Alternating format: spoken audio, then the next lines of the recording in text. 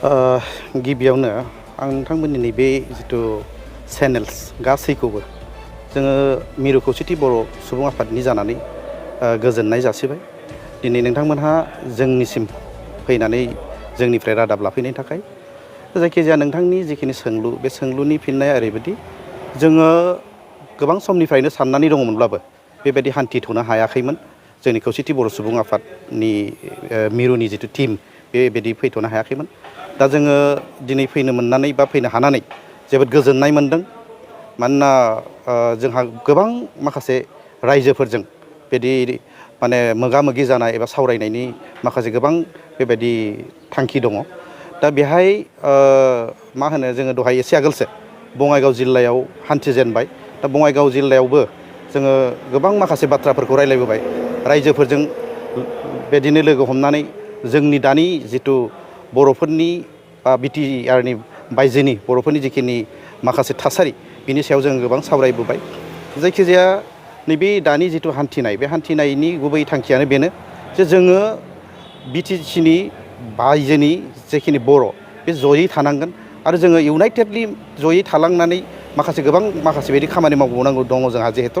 दा बेखायनो जोङो नैबे दहाय जिथु नोंथांनि जिथु सोंलु बे सोंलु बायदि जोंहा नैबे माखासे मा होनो एजुकेसन लाइनाव प्लास आरो गुबैयै नैबे मा होनो बोथोर सोलायनायनि जिथु आबहावा बिनि सायाव जोङो बांसिन स्ट्रेस होनानै खामानि मावनो नागिरदों। दा खामानि मावनायनि आगोल जोंनो रायजोफोरखौ नांगोन। रायजोफोरजों ज' जाजाय थानानै जोङो रायजोफोरनो माखासे बाथ्राखौ बुंनांगोन। जों एजुकेसन लाइनाव जिहेथु गोबां खामानि मावनो गोनां दङ। जुदिअ जोङो माखासे हाबाफारियाव एसे एनै आवगायबोदोंब्लाबो जोंहा मावबावनांगौ जिहेथु थांखि दङ आरो गोबां बिदिनो मावबावलांनांगौ माखासे हाबाफारि दंबावो। बेनिखायनो जोङो दा गासै जिथु गं 22 जिल्ला जोङो हान्थिनो नागिरदों। जोङो गिबियावनो बङाइगाव फैबाय। नै दा जोङो बर्थमान धुबुरी जिल्लायाव दङ।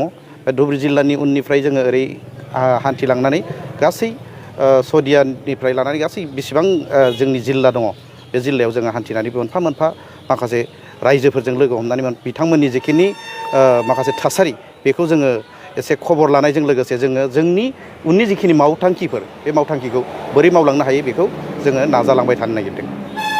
गिबियावनो आङो बे निउस चेनेलसिम जोंनि जिल्लानि जानानै आं साबायखर होनाय जाबाय।